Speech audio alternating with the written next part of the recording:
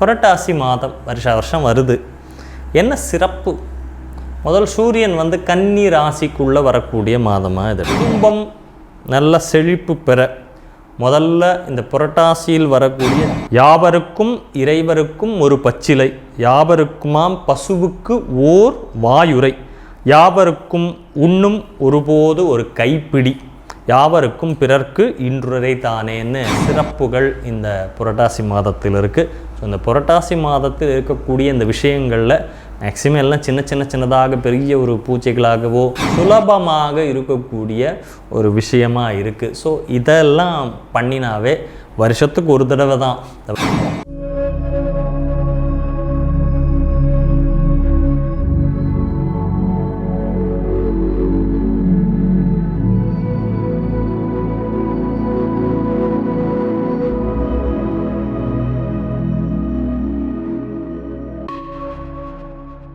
ஸ்ரீ குருப்யோ நமः. பூஜ்யாய ராகவேந்திராய சத்யதர்மரதாய ச பஜதாம் கல்பவருக்ஷாய நமதாம் காமதேனுவே அசாத்திய சாதகஸ்வாமின் அசாத்தியம் தபகம்பத ராமதூத கிருபா சித்தோ மத்காரியம் சாதய பிரபு.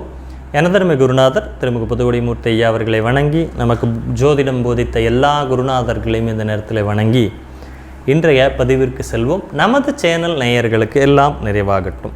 புரட்டாசி மாதம் வருஷம் வருது. என்ன சிறப்பு? முதல் சூரியன் கன்னி ராசிக்குள்ளே வரக்கூடிய மாதமாக இதை எடுத்துக்கும். கன்னியா ராசிங்கிறது காலபுருஷ விதி தத்துவப்படி 6ஆம் இடம் அப்படின்னு சொல்லப்படுகிறது. 6னா ருண ரோக சத்ரு, கடன் நோய் எதிரிகளை சொல்லக்கூடிய இடம். 9ஆம் இடம்ங்கிற தந்தை இருக்கார் இல்லையா, தந்தைக்கு 10ஆம் இடம், தந்தையினுடைய கர்மஸ்தானமாக தான் இந்த 6ஆம் இடம். நம்ம பிறவியினுடைய முழு கர்ம வினையையும் சொல்லக்கூடிய ஸ்தானமாக இந்த 6ஆம் இடம் இருக்கும். அதனால தான் இதில் மகாலய பட்சங்கிற அந்த முன்னோர்களை வணங்கக்கூடிய மாதமாகவும் இந்த புரட்டாசியும் புரட்டாசி அமாவாசையும் வந்துடுது. அவ்வளவு முதல் சிறப்பு இதில். அப்போது இதில் என்ன சிறப்பு என்ன அப்படின்னா, நம்ம குடும்பம் நல்ல செழிப்பு பெற முதல்ல இந்த புரட்டாசியில் வரக்கூடிய ஜேஷ்டா விரதம்னு இருக்குது. ஜேஷ்டான்னா மூத்தவள்னு அர்த்தம். நம்ம வீட்டில் அந்த மூத்தவள் நீங்கி நமக்கு ஸ்ரீதேவியினுடைய அனுகிரகம் கிடைக்கிறதுக்கு இந்த புரட்டாசி மாதம் வளர்பிறை அன்று புரட்டாசி மாதம் பிறக்கணும். வளர்பிறையில் வரக்கூடிய அஷ்டமி திதி அன்று விநாயகரை, விநாயகரையும் சிவனையும் அருகம்புல் கொண்டு அர்ச்சித்து வர குடும்பம் செழிப்படையும். இதுதான் ஜேஷ்டாவிரதம்னு சொல்கிறாங்க. அடுத்தது அதே போல் புரட்டாசி மாதம் வளர்பிறை அஷ்டமி தொடங்கி 16 நாட்கள், புரட்டாசி அமாவாசை கழிஞ்சு 8ஆவது நாள்லேருந்து ஆரம்பித்து 16 நாட்கள் தொடர்ந்து நீங்கள் மகாலட்சுமியை கலசம் வைத்து பூஜித்து வர, கலசம் வச்சு தொடர்ந்து 16 நாள் அந்த கலசம் அப்படியே இருக்கணும். நித்தியமும் கூட மகாலட்சுமிக்கு நோன்பாக இருந்து விரதமாக இருந்து நித்தியமும் பூஜை, ஒவ்வொரு நாளும் பூஜை செய்து வர நமக்கு இருக்கக்கூடிய வறுமை நீங்கி வாழ்க்கை வளம் பெறும் அப்படின்னு சொல்லியிருக்காங்க. அப்போ நம்ம எப்படி வரலட்சுமி நோன்பு இதெல்லாம் கலசம் வைக்கிறோமோ அதே போல் ஒரு கலசம் வைத்து அதில் மகாலட்சுமி முகமெல்லாம் வச்சு, மகாலட்சுமி படம் வச்சு, இந்த விளக்கெல்லாம் வச்சு நித்தியமும் மகாலட்சுமி பூஜை 16 நாள் தொடர்ந்து பண்ணுறது. 16 பேரும் தந்தருள்வாயினின்னு நமக்கு எல்லா விதமான பேர்களும் கிடைக்கக்கூடியதாக இருக்குது. யாவருக்கும் இறைவருக்கும் ஒரு பச்சிலை, யாவருக்குமாம் பசுவுக்கு ஓர் வாயுரை, யாவருக்கும் உண்ணும் ஒருபோது ஒரு கைப்பிடி, யாவருக்கும் பிறர்க்கு இன்றுரை தானேன்னு திருமூலர் சொன்ன மாதிரி, யாவருக்கும் இறைவருக்கும் ஒரு பச்சிலைன்னா பத்திரம் புஷ்பம் பலம் தோயம்னு சொன்னான் பாருங்கள் கீதையில். அது மாதிரி இறைவனுக்கு ஒரே ஒரு துளசி, ஒரு பசுவுக்கு ஒரு வாய், ஒரு கீரை, நம்ம சாப்பிட்றப்போ ஒரு கைப்பிடி அடுத்தவங்களுக்குன்னு ஒரு சாப்பாடு, யாவருக்குமாம் பிறர்க்கு இன்னுரை தானே. அடுத்தவங்க கிட்ட நம்ம எப்படி கம்யூனிகேட் பண்ணுறது? நம்மளுடைய நல்ல பேச்சுக்கள்னால கம்யூனிகேட் பண்ணிக்கிறோம். அப்படி இந்த புரட்டாசி அப்படிங்கிறது இன்னொரு விஷயம். புரட்டாசியில் வரக்கூடிய சனிக்கிழமைகள் தோறும் எல்லாருக்கும் தெரியும், பெருமாளுக்கு விரதம் இருப்பீங்க.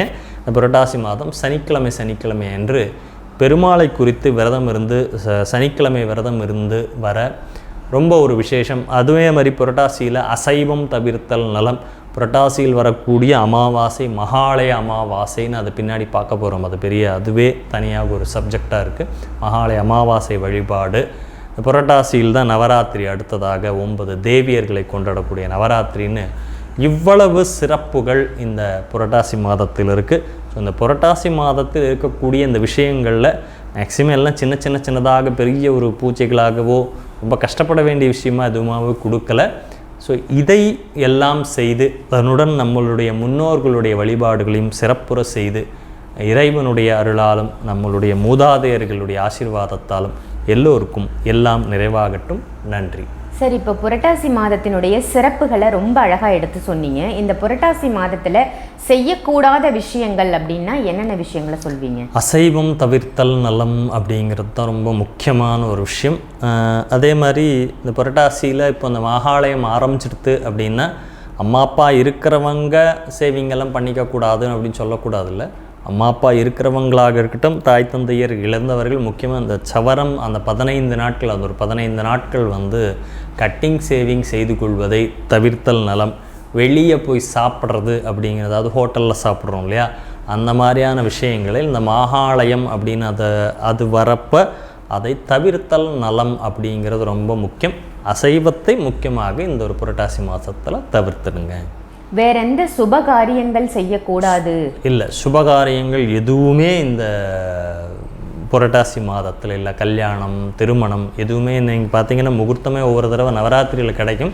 இந்த தடவை நவராத்திரியிலையுமே சுபகாரியங்களுக்கு உண்டான முகூர்த்தங்கள் இல்லாத நாளாக தான் இருக்குது. சுபகாரியங்களை தவிர்த்து இறை வழிபாட்டிலையும் முன்னோர்களுடைய வழிபாட்டிலையும் நம்மளுடைய மனதை செலுத்தி, எவ்வளவு சொல்லியிருக்கோம், ஒரு 16 நாள் மகாலட்சுமி விரதம்ங்கிறப்ப எத்தனை கஷ்டங்கள் இருக்குது, எனக்கு பணம் வேணும் நம்ம கேட்குறோம். ஸோ அதுக்கு உண்டான ஒரு முக்கியமாக அஷ்டமியில் ஆரம்பித்து 16 நாட்கள் தொடர்ந்து செய்யணுங்கிற அந்த மகாலட்சுமி பூஜையை சிறப்பாக சிரத்தையாக பண்ணினாவே நம்மளுடைய அந்த திருமகளுடைய அருள் கிடைக்கும். அதே மாதிரி கபிலா சஷ்டின்னு சொல்லியிருக்கு.